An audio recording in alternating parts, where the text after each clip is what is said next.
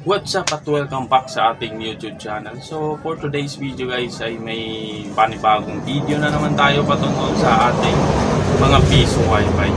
So ito guys ay excited ako masyado dito dahil first time kong bumili nito guys, which is itong ating mini PC. So kadarating lang nito kanina guys, at dito guys is i-unboxing natin. Sana okay yung ating unit na nakuha.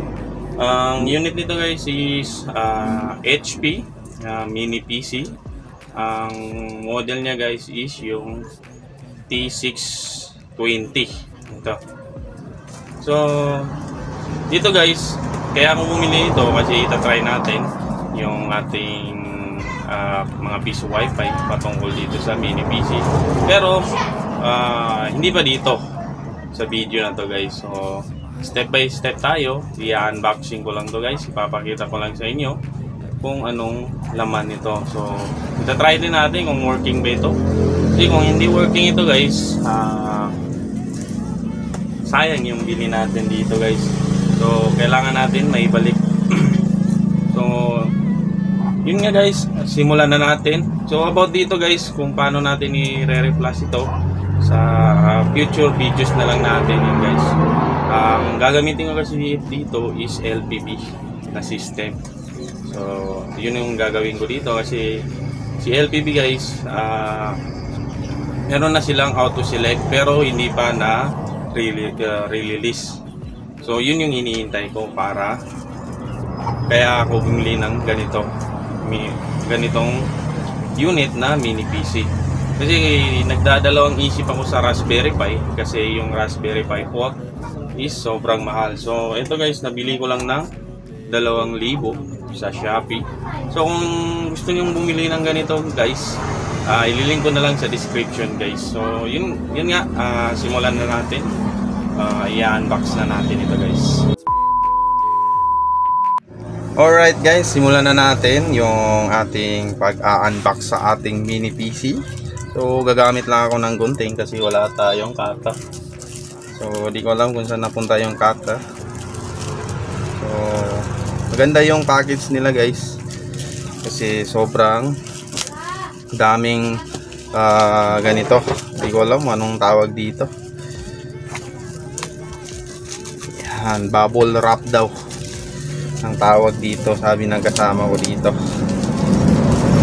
So yan, dahan-dahan lang, sana okay yung ating mini PC. So papalitan natin kung magiging okay to guys. Papalitan ko yung Wi-Fi system ko ng ganito. So ita-trial natin kung goods ba yung LPB about dito sa ating mini PC. Yung software kasi ng LPB guys is hindi na ata ni-update ng DIV or ni LPB yung system para sa mini PC. So sana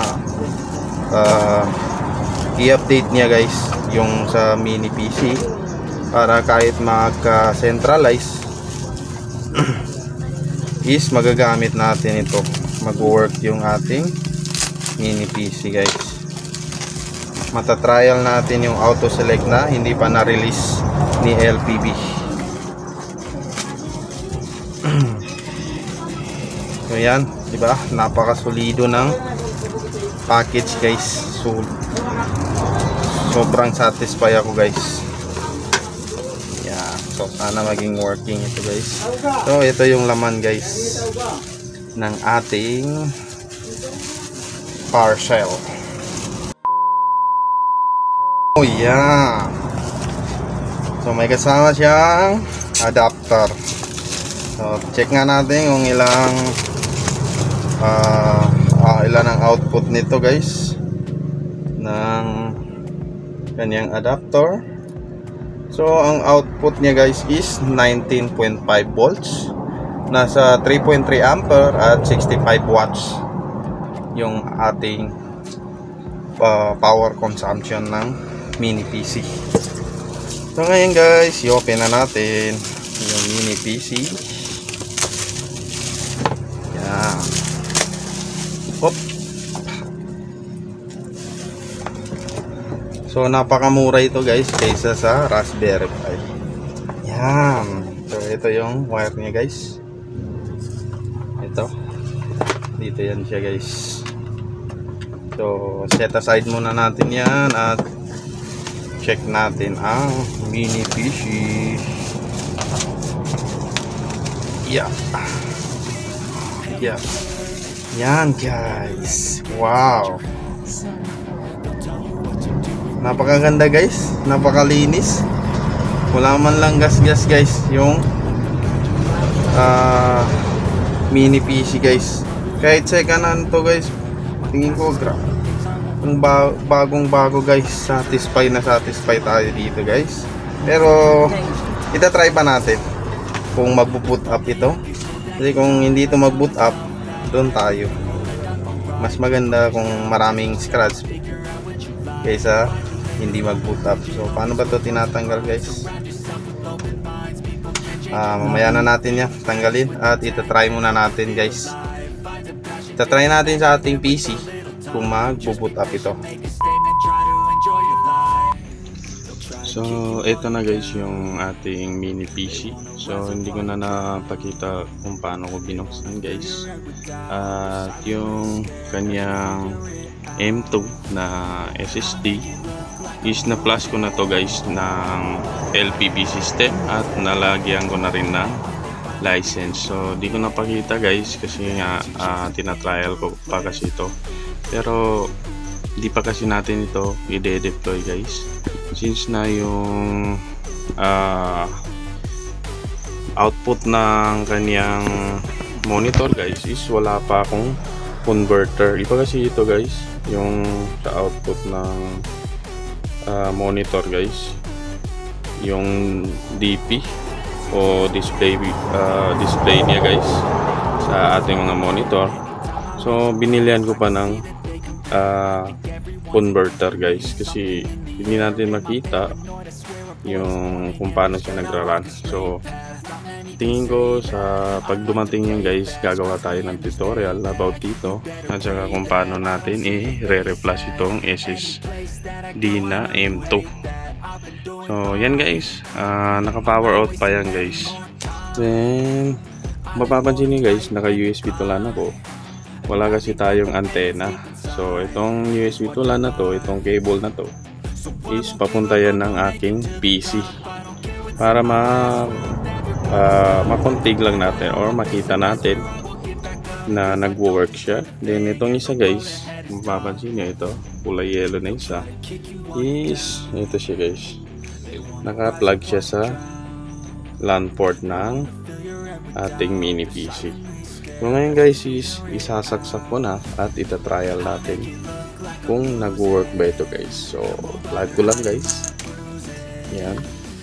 So na-plug na natin, then i-power on natin guys. Yan. Kung mapapansin nyo dito guys, naka-power on na siya. Then dito is umiilaw na siya guys. Pati yung mga USB tula natin, wala pa yan, umiilaw na. Yung ating internet, yan, nag-work na siya guys. Ngayon guys, puntahan natin ang ating PC. Yan. Dito sa PC guys, sa ating PC is check nga natin yung kung connected siya. So yan, kung mapapansin nyo, connected siya. Tignan natin yung IP address niya guys. So yan, diba? 10.0.0.1. Ibig sabihin, nag-work na yung ating LPB na piso Wi-Fi. So try nga natin. Yan. So yan, kung mapapansin nyo, hindi siya expire kasi nalagyan ko na to ng ating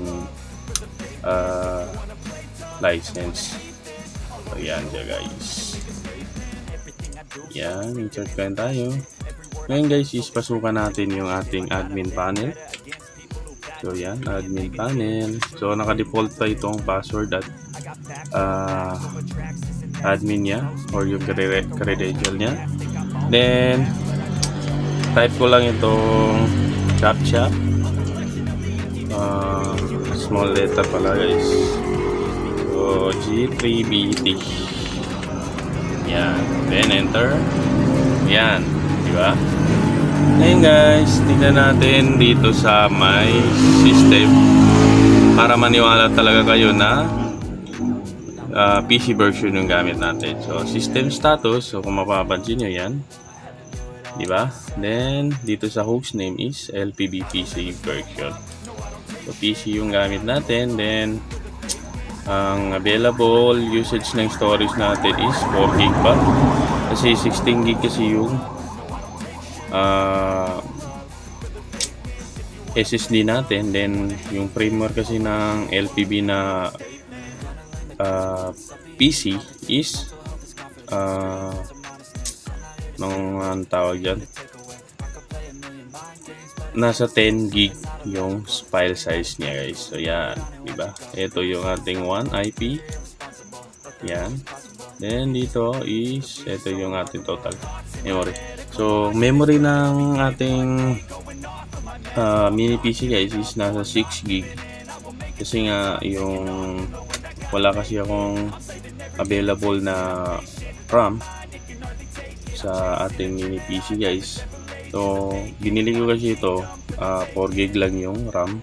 Then may available akong 2 GB na RAM. So nilagay ko na lang, at least makakatulong din guys. Ayan. Diba? Okay. Ayan guys, working na working yung ating mini PC version ng LPB. So yan.